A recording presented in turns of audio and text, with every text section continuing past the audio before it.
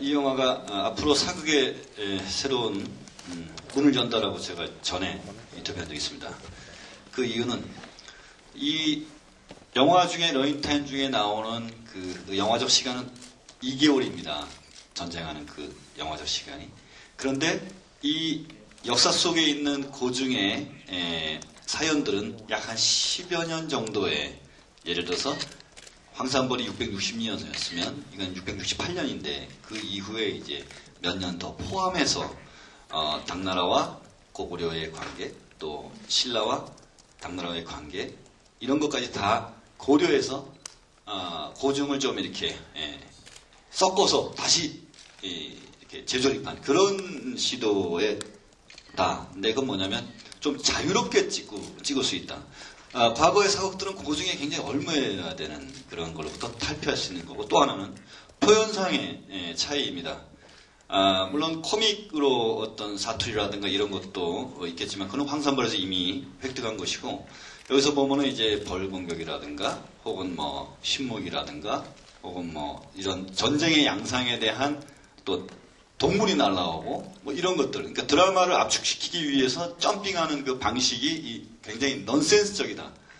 그럼에도 불구하고 리얼리티에 대한 이야기적 충실성을 잃지 않으면서 그 경계선을 지키는 것, 그것이 이제 지금의 사극이 앞으로 열어야 될, 그래야 이런 소재들이 많이 양산될 거라는 그런 의미에서 그런 발언을 했었습니다. 시나리오가 나오기 전에 캐스팅을 해놓으시거든요. 그러니까 2009년이죠. 2009년에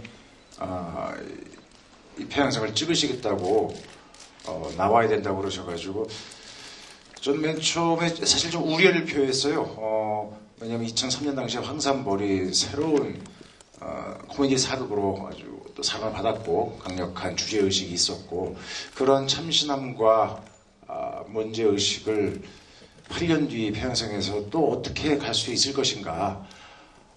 뭐 형보다 나은 아우 없다는데 이거 2편 만들어서 혹시 황산벌만한 사랑을 못 받고 오히려 2부 또 후속작이 갖는 그런 안이함으로 비춰질까를 좀 걱정을 했었습니다. 근데 나중에 시나리오가 계속 붙여지고 촬영 전에 마지막 완고를 보면서 굉장히 새로운 모습을 보일 수 있을 것 같다라는 확신을 했고, 찍으면서도 즐겁게 찍었고요. 오늘 본 영화에 저도 아까 편집본을 처음 봤는데 아직 뭐 정리는 안 됐지만 그냥 일반 관객의 입장으로서 보자면은 황산벌과 상당히 다르다는 느낌을 받을 것 같아요. 제 느낌으로는 그 부분이 아마 어쩌면 폐양성이 가질 뭐 장점이자 단점이 될 수도 있는데 저희는 장점으로 생각하고 이 영화를 봤습니다. 예. 예, 어쨌든 황산벌 이후에 팽양성이 이전에 출연했던 김유신 장군이나 뭐 거시기가 또 등장을 한다는 자체가 이제 속편 성격을 띨 수밖에 없는 한계성을 갖고 있는데, 거기에 대한 부담감은 사실상 없을 수는 없었고, 더 어떤 측면에서 보면 더 재밌어야 되고 더 나름대로 뭔가를 줄 수 있는 이 정도의 어떤 부담감이 있었는데, 실제적으로 제 거시기 입장에서만 본다라면은 옛날엔 김유신하고 계백의 어떤 대결 구도였다라면 지금은 이제 당나라하고 또 고구려하고 이렇게 복합적인 관계 속에서 오히려 그 거시기가 좀 입체화된 인물이 되면서 오히려 그 장군들이 얘기하는 것보다는 어떤 민초 그냥 끌려왔던 사람들의 얘기를 더 입체적으로 많이 해서 좀 거기에 좀 많이 매력을 느꼈었고, 그래서 황산벌하고는 색다른 지점이 아마 그쪽이 아닐까 시나리오를 보면서 그런 생각을 했었습니다. 예. 솔직히 처음에는 많이 부담됐었어요. 첫 영화인데 정말 베테랑 선배님들과 가장 이준익 감독님과 첫 작품을 한다는 것에 대해서 영광스럽기도 했지만 부담이 참 많이 됐어요. 근데 막상 현장에 와보니까 선배님들이, 특히 저랑 가장 오래 촬영을 했던 이무식 선배님께서 저를 편안하게 해주셨고 좀 더 많은 욕심을 갖게 해주셔서요. 예, 그래서 그렇게 좋게 봐주실 수 있는 그런 연기를 할 수 있게 되지 않았나.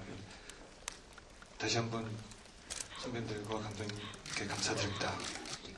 그리고 카리스마 있는 그 캐릭터 안에서 녹아나는 그런 인물의 그런 표현은 감독님이 끌어내주시고 상대 함께 해주셨던 임식 선배님께서 함께 되게 많이 해주실 때마다 이렇게 선배님 컷이 아니어도 이렇게 선배님 신처럼 이렇게 해주셨던 부분들이 아마 되게 컸던 것 같아요. 그리고 그런 부분들 때문에 그게 더 빛나지 않았나 그렇게 생각하고요. 황산벌에서는 그 안내상 씨가 그 무무왕 역할을 맡았었습니다. 그런데 그 스케줄이 안 맞았어요. 그 성균관 뭐지 제목이? 성균관 스캔들하고 안 맞아서 이게 불가항력으로 어쩔 수 없이 다른 캐스팅을 했어야 됐는데 그 구름을 벗어난 달처럼 해서 황정민 씨가 저와 이렇게 호감이 많이 쌓여서 제가 과감하게 부탁을 했더니 흔쾌히 그것도 심지어 무료로 우정 출연을 했고 촬영을 3일인가 했습니다. 딱 4신 나오는데 역시 그 미친 존재가 여러분이 확인하셨을 겁니다. 그래서 이 자리를 빌어서 황정민 씨에게 사랑합니다. 전해주십시오. 보통 이제 주인공이 한 사람, 그리고 관객은 영화를 볼 때 영화 대 나 1대1로 봅니다. 그러면 영화 속에서 내가 어떤 인물에게 마음을 주고 이야기를 따라갈 것인가, 이것을 친절하게 내러티브를 만들어주는 것이 상업영화의 첫 번째 조건인데, 저는 그런 상업영화의 첫 번째 조건을 스스로 배반하면서 영화를 시나리오 쓰고 찍습니다. 그래서 인물이 많이 나오는데 그 인물이 주연, 주연 밑에 주조연, 조연, 조단연 이런 서열이 별로 없는 스타일의 영화들이에요. 저는 보통 보통 멜로드라마는 1대1 내러티브입니다.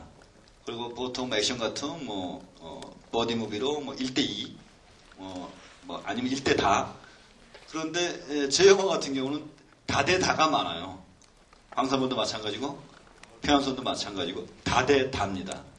이건 2시간 안에 그 다대다의 인물을 그 구성력을 가지고 짜낸다는 것은 난이도가 굉장히 어려운 구조주의 시나리오에서 시도되는 건데, 저는 몇 년 동안 그걸 추구했으면서 때로는 성공도 하고 때로는 실패도 하고, 예를 들어 성공한 케이스가 이제 황산벌이나 왕의 남자 같은 경우, 왕의 남자도 1인칭 구조가 아니에요. 근데 이 영화도 다인칭 구조입니다. 그러니까 상업영화로서 아까 관객의 몰입을 방해하는 결정적인 단점을 갖고 있는 영화입니다.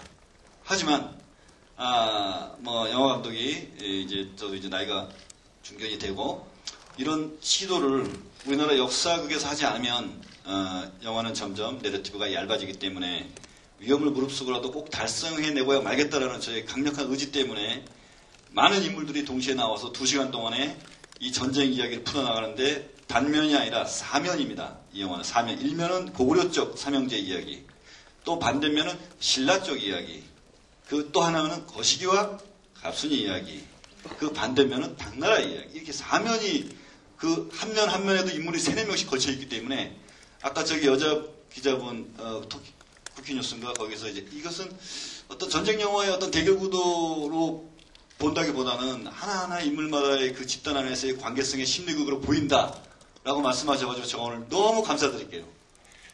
그런 의도로 찍었습니다. 그래서 약점도 있지만 강점도 있습니다.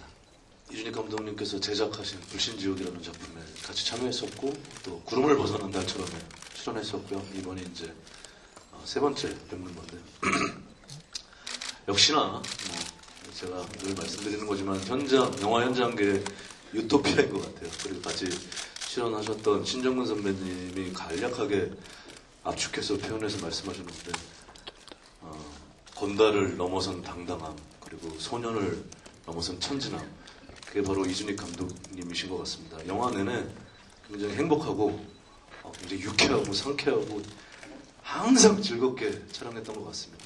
그런 것들이 고스란히 영화에 담겨진 것 같아서 좀 보람이 있네요. 예. 저는 처음이죠. 이준익 감독님하고 작업한 게 처음인데 네, 최고였어요. 현장에서 촬영할 때 너무 편안했고 마음 놓고 연기할 수 있게끔 만들어주시니까 뭐 배우로서는 더 바랄 게 없죠.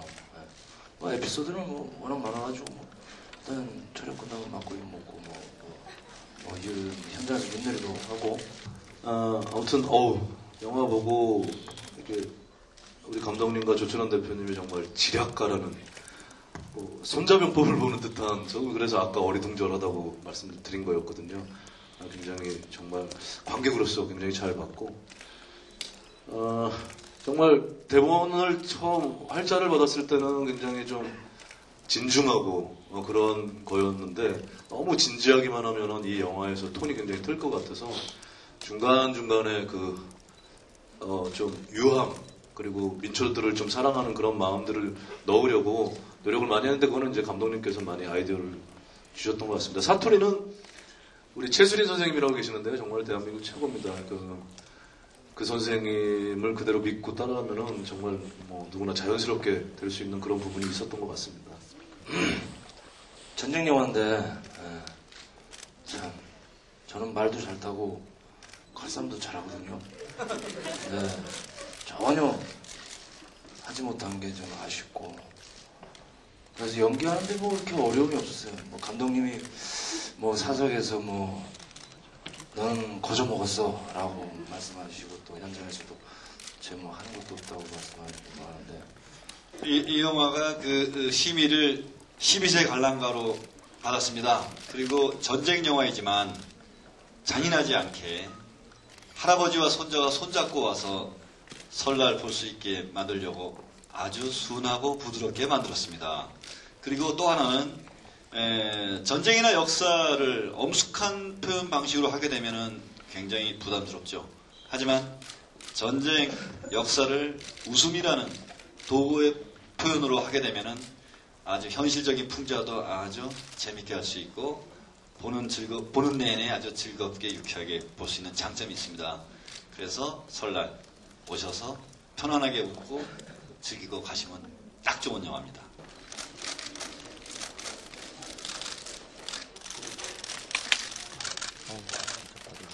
우측이요.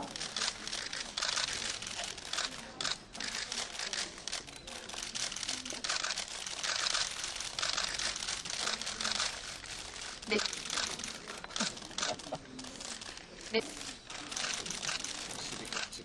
네, 감사합니다.